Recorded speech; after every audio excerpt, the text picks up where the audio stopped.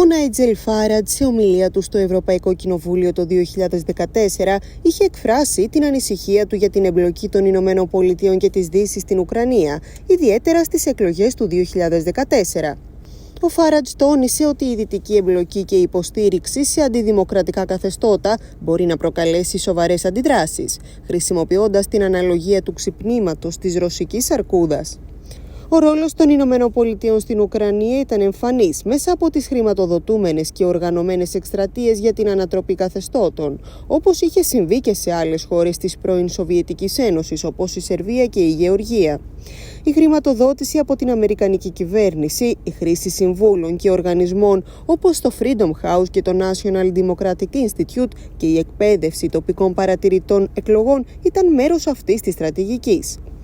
Σύμφωνα με αναφορές, οι εκστρατείες αυτές περιλάμβαναν μαζικές διαδηλώσεις και πολιτική ανυπακοή με στόχο να ανατρέψουν αντιδημοκρατικά καθεστώτα και να προωθήσουν την αμερικανική επιρροή στην περιοχή. Ο Φάρατζ προειδοποίησε ότι η δυτική πολιτική στην Ουκρανία θα μπορούσε να οδηγήσει σε κλιμάκωση της έντασης με τη Ρωσία και να έχει απρόβλεπτες συνέπειες.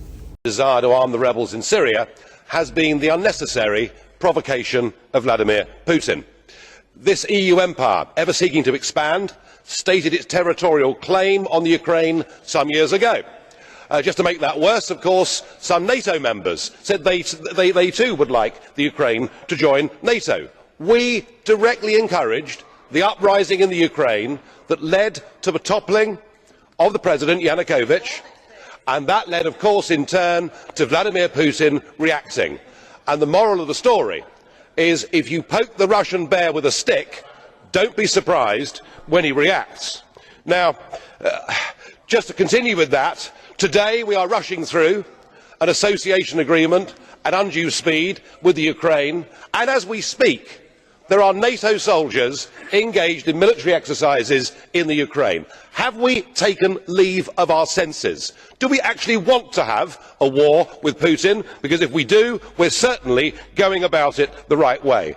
Perhaps we ought to recognise that the West now faces the biggest threat and crisis to our way of life that we have seen for over 70 years. The recent beheadings of the British and American hostages graphically illustrates the problem.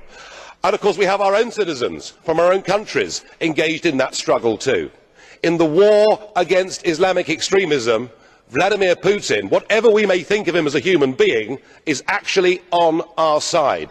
I suggest we grow up. I suggest we recognise the real threat facing all of our countries, communities and societies. We stop playing war games in the Ukraine and we start to prepare a plan to help countries like Syria, like Iraq, like Kenya, like indeed Nigeria, to try and help them to deal with the real threat that faces us. Let's not go on provoking Putin, whether we like him or not.